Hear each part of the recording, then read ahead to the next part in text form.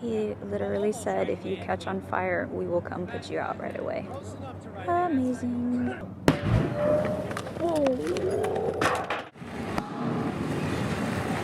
I don't know what's in the budget if you want to do it again. If it's on fire, just stay there. Yeah. He's gonna come smother you. Okay.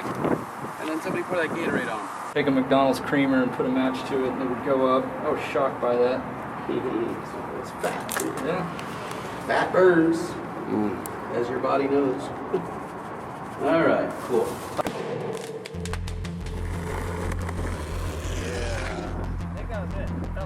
Yeah, that looked good, man.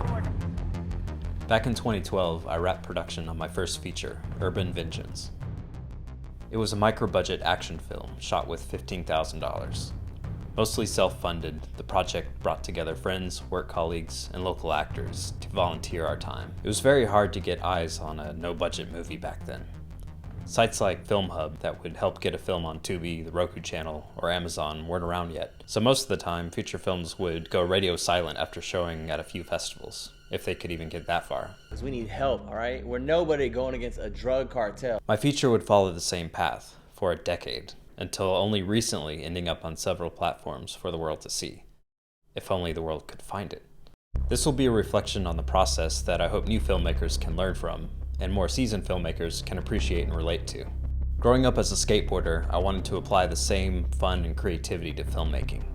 My inspiration for filmmaking emerged as a young child watching 80s and 90s action movies. I wanted to recreate the same feeling of adventure and pass it on to the next kid watching. This early romantic notion of filmmaking would soon fade when met with the stark reality of securing financing, location, and having so many limits placed on your vision that you would become demotivated.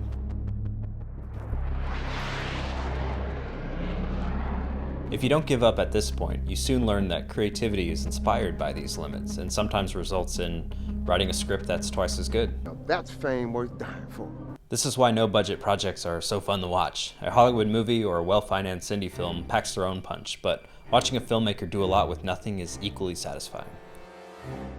Not having the patience, maturity, or stomach for massive student loans, I dropped out of uni to make an action movie. Having practiced with a few short films, I couldn't bear to wait any longer. I wanted to make a movie, no matter how unprepared I was. I wanted dessert before dinner, and this would come in the form of Urban Vengeance.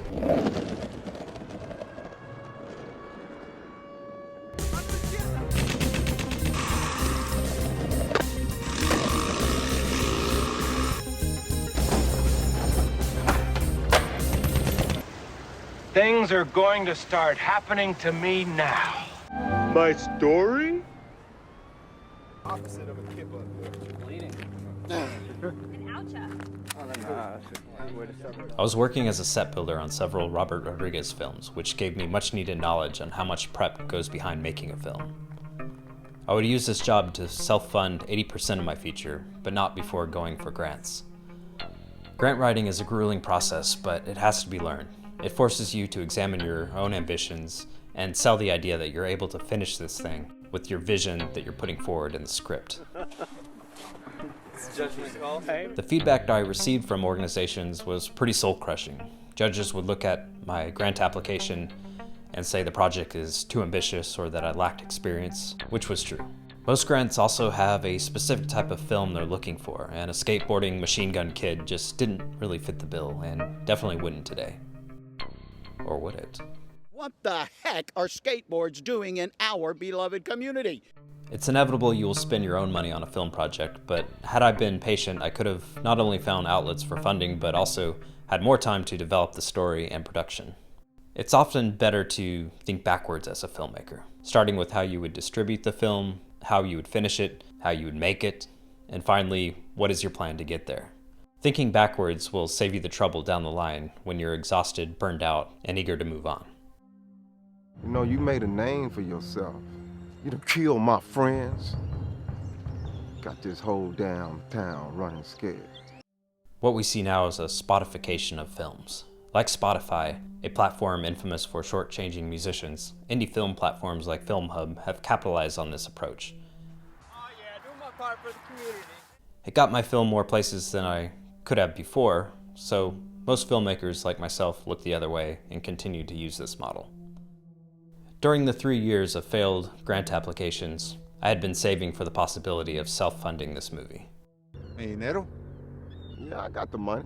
Thankfully, my parents kept my room just as they had left it. So the hell with it. Like Robert Rodriguez before me, I would fund this thing myself.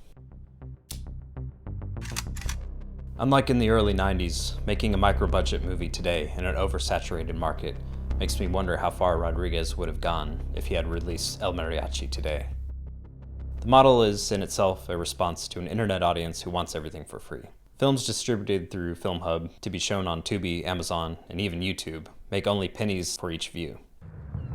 Sasuke, why do I get a feeling that you're not going to give me this money? While it's not impossible for a little to no budget film with no-name actors to make back its budget this way, it often takes close to 1 million views to do so, which suggests having a strong following.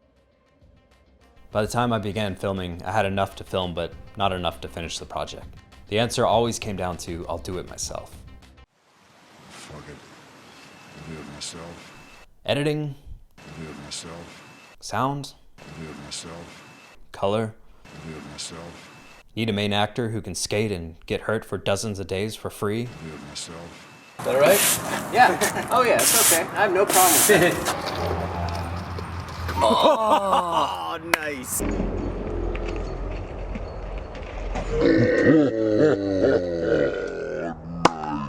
don't think it's water in that ditch, man. Already looking badass. The excitement of being able to start production was overwhelming, and before I knew it, I went into casting and locking in locations. I would second guess myself if I were doing the right thing, but ultimately it came down to either spending my own money on film school, taking on massive debt in the process, or spending $8K on an action movie, with the risk it would look like a used Honda Civic of the same value. The choice was clear.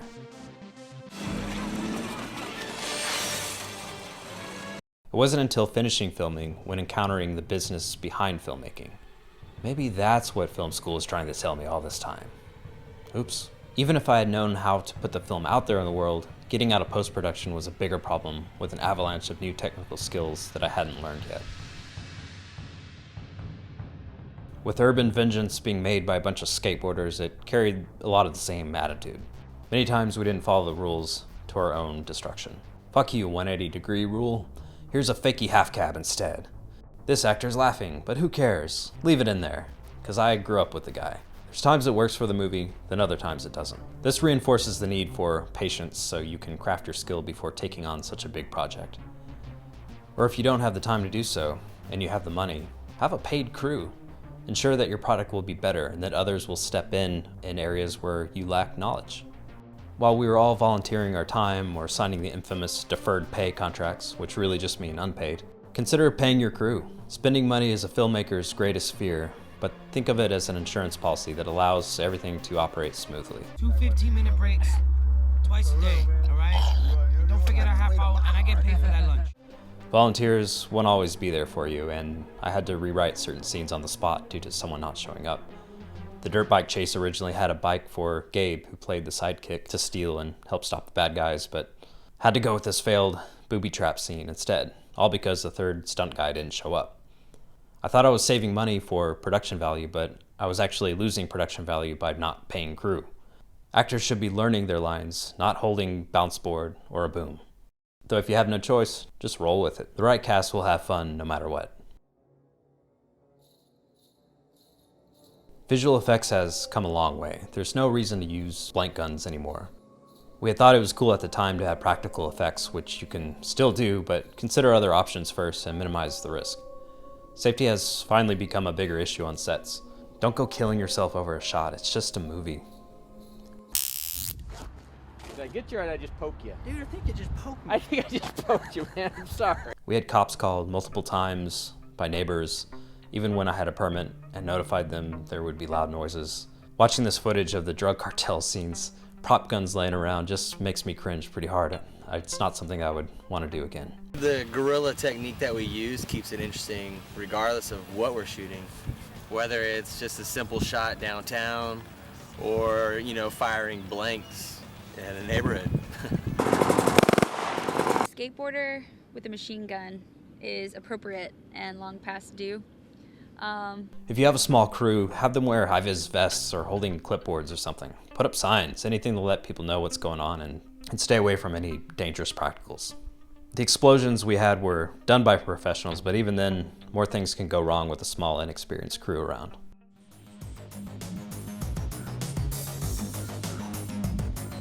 This was an ambitious project, 20 locations, a rogue stunt department, a special effects team brought in. I can't tell you this movie was done professionally. Looking back, I cringe at how manic I was making this thing. It was a regular occurrence police would turn up. Karens and Kips wrecking a shoot. Like I mentioned, we had permits for scenes featuring pyrotechnics, but it wouldn't surprise me if I failed to mention what we were doing. I recently found some behind-the-scenes footage of this process which inspired this video. And watching myself direct was like watching a completely different person. Stressed, determined, fueled by Gatorade and bottled water, skipping meals. So in addition to everything else, I also jumped in front of the camera. Every filmmaker can relate to this feeling of mad obsession when we're on a set, making sure everything is going to plan. This is doubly true if you barely have a crew. Looking back, the best advice I could give myself is to slow down and breathe. Often we're told not to have too many locations. This is true to a degree. I think you still can, but you just can't space them too far apart. We traveled a lot, losing a lot of time in the process. Even though I was happy with the locations we got, there was still a lot we could have covered in the second unit and some bushes nearby. It's easy to get location envy and want perfection, but the audience doesn't have the same emotional attachments you have to certain places.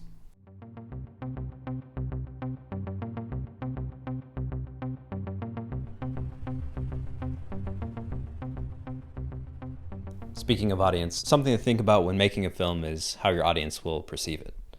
How niche is your project? It was a suicide. They killed my brother. No one knows anything except a kid on a skateboard. Urban Vengeance parodies those skateploitation films of the 80s like Gleaming the Cube and Thrashin', but not too many people are familiar with them. The cinematography of the film was inspired by skate videos of the late 90s such as Birdhouse: The End, what with the vignetting, 16mm style, use of a fisheye. To skaters, this is a fun bit of trivia, but to the general audience, they kind of just look like unintentional mistakes. While my film is mainly a callback to 80s and 90s action, it wasn't a movie that winked at the audience. It took itself seriously as an homage film, replicating the feeling of an out-of-date story with bombastic characters, almost as if the movie was found in some abandoned studio's attic. This confused some initial reviewers. Some of the private feedback I received after doing a test screening insisted that the movie should have been even more over the top, akin to Machete. While that wouldn't have been what I was going for, you have to take into account what a mass audience expects from the genre. It can be demotivating to do so, and I think that's why a lot of fan service, comeback films struggle with audiences. The audience knows what to expect from Indiana Jones, but the filmmakers think they know what to expect, or they know what to give them, but they want to be different and stay true to their own vision, creating an expectation gap between them. So are you making a B movie with no money? The audience might think, is this intentional? Is it supposed to be cheesy, a purposeful accident, or a lack of skill? You'd be surprised how seriously an audience is willing to take your film even if you don't want them to. Often what you think is funny or compelling for the story can go right over their head. The emotional tax of doing everything yourself was enough for me to step away from the camera for the next 3 years. Not having a plan for distribution greatly hurt the movie's launch. As I mentioned earlier, it's good to plan backwards so that you have a landing pad. I already have a business and distribution plan for my next feature, if I get a chance to make it. Even though it's more common to live with parents or family these days, sometimes it's fun the first time, but not so much the second time. Would you like some Jell-O? Why'd you put the bananas in there? George likes the bananas! So let him have it! Trying to recover from investing your own money into a business or a film is not fun. In this current race-to-the-bottom distribution model where most indie films make pennies per view, more ways to bring in revenue must be considered. For my next feature, I plan to make a multimedia project. You have your standalone feature, an expanded episodic series. You can have a novelization. With every new medium to consume content, indie filmmakers have to adapt and broadcast their ideas on multiple fronts. A filmmaker might have to become a novelist, a business person, social media wizard. Humans are adaptable by nature. We can all do it, no matter how painful. By offering multiple ways for our audience to enjoy what we make, our audience can grow. I don't resent my past mistakes made on my first feature, nor do I regret not going to film school or not having more patience. My first film was film school, and now I have the skills to do it again, only better. You should be proud of what you create too. There's a lot to say and I didn't get to everything, but perhaps a future video I can dive in more. As of this upload, Urban Vengeance is available on my website, earthlyexpat.com, which has the best quality. It is also available on Tubi. Other platforms include the Roku channel, Amazon, and Apple TV. If you have any comments about the process, feel free to leave a comment below or write to me.